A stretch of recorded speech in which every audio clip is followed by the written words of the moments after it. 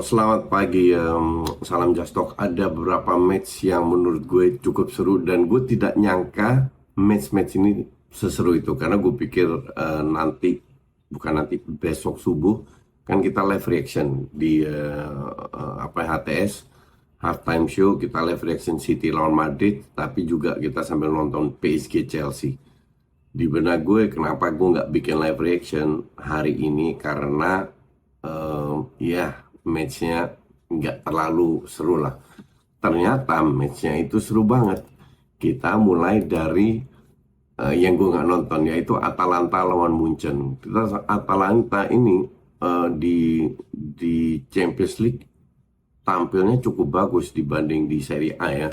Serie A sekarang mulai agak naik dikit lah. Tapi apalagi peserta terakhir yang mewakili Serie A.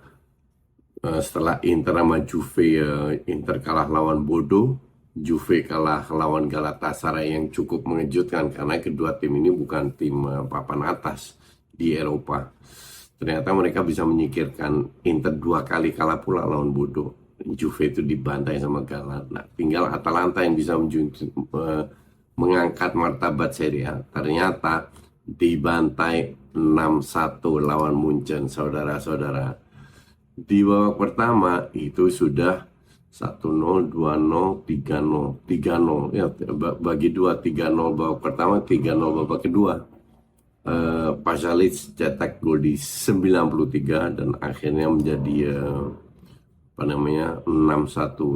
Ini gue bilang sangat memalukan ya, atau mungkin menunjukkan bahwa Serie A memang lagi turun, lagi nggak sebagus itu. Bahkan Harry Kane itu nggak jadi starter loh. Harry Kane cedera. Oh enggak, dia main, dia di bench, dia nggak dimainin, dia nggak jadi starter.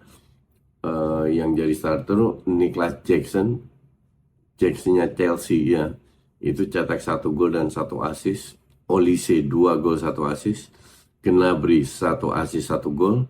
Luis Diaz main 1 assist. Praktis tim inti yang turun, Stanisic, Upamecano, Tah, center back, Laimer di sayap kiri. Depan Jackson, belakang Gnabry, kanan Olise, Luis Diaz. 2 anchor, Kimmich sama Pavlovic. Jadi ini ya sebenarnya dibilang inti ya termasuk inti lah. Karena yang inti sebenarnya ya Harry Kane, Musiala, Goretzka, Davis yang akhirnya semua masuk juga. Tapi mungkin ini sudah diprediksi sama Vincent Kompany ya. That's why dia membangku cadangkan Harry Kane dan nggak memasukkan Harry Kane juga. Menyimpan Harry Kane lah. Dengan skor seperti ini sih. Ya, memalukan ya. Kalau gue bilang sangat memalukan, 1-6 loh. Ini sama kayak si Newcastle waktu itu lawan siapa? Karabak ya, tapi itu kan Karabak, ini Atalanta loh. Ini Atalanta ketemu Munchen. Terus nggak lama kemudian kita ke yang gue sedikit nonton, itu ATM lawan Spurs. Ya kalau kita bilang 2 blunder dari kiper, gue kasih nama kiper ini karena ini kiper muda sama Antonin Kinski. Ini kiper muda, dia menit 6 ya 2 kali blunder sama blundernya Van de Ven. Menit 6 14-15. Menit 17 diganti dia. Lu kebayang nggak seorang pemain muda yang ingin menunjukkan bahwa dia bisa, Antonin Kinski ini dalam 17 menit langsung diganti. Pertanyaan gue kan adalah apakah dia layak diganti? Apakah dia layak diganti di menit 17? Kalau gue bilang iya, karena ini pemain udah begitu stres untuk memprotek dia. Ya gue juga bilang layak diganti, walaupun kesannya kejam banget ya, tapi ya lu nggak bisa bikin 2 blunder dalam 15 menit pertama di level seperti ini. Kayaknya presinya luar biasa dan semoga dia bisa bounce back. Seharusnya dia nggak sejelek itu. Babak pertama udah 4-1. menit 226 terus ya babak kedua 1-1. At least di babak kedua Spurs lebih ngelawan lah. Spurs lebih ngelawan. Babak pertama itu let's say sampai 4-0 itu ya Spurs jelek banget. Jelek pakai sangat amat.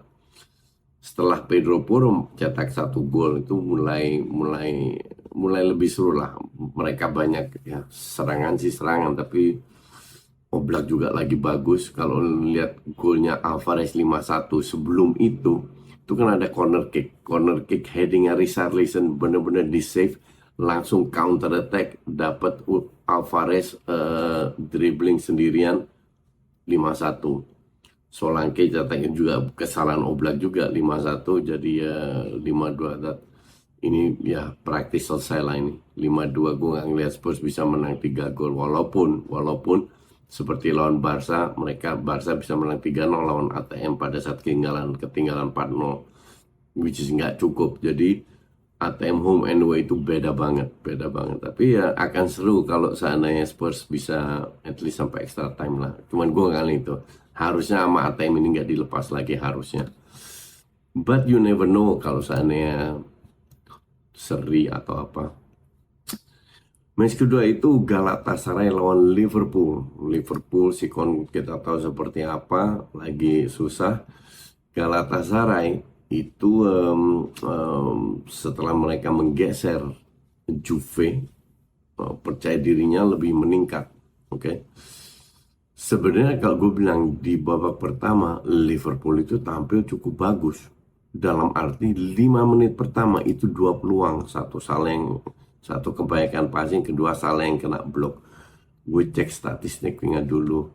Ya statistiknya imbang 1-3-4 expected goal untuk Gala, 1-3-1 untuk Liverpool. Terutama dia ya di dalam match gue nggak begitu setuju dengan statistiknya di babak pertama ya. Di sini expected goal Galatasaray 1,12, Liverpool 0,43. Justru gue bilang Liverpool nggak kalah banyak peluangnya di babak pertama. Babak kedua Liverpool pasti lebih ngegas, lebih banyak shot dan lain-lain karena ketinggalan kan, karena dalam posisi ketinggalan. Tapi ya ini cukup seru. Gini, Galatasaray tidak mendominasi. Kalau dibilang layak menang, oke, masih bisa terima 1-0. Karena Liverpool juga main. Kalau gue bilang Konate hancur, Joe Gomez hancur-hancuran, parah ini pemain. Szoboszlai jelek banget, Gravenberch jelek, Salah akhirnya diganti menit. Salah ini harusnya nggak usah dimainin lagi, parah banget. Which nggak kelihatan dari sayap kiri. Ya Michael sosok Kerkes juga jelek banget, tapi setengahnya jelek, setengahnya oke lah.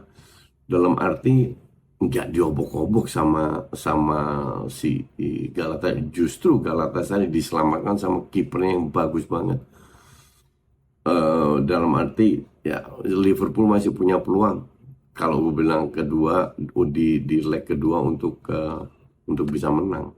Jadi ya nggak perlu nggak perlu khawatir atau apa. Kalau mereka main kayak kemarin dan sedikit lebih beruntung, mereka definitely bisa menang, bisa lolos. Gue bilang Liverpool yang lolos.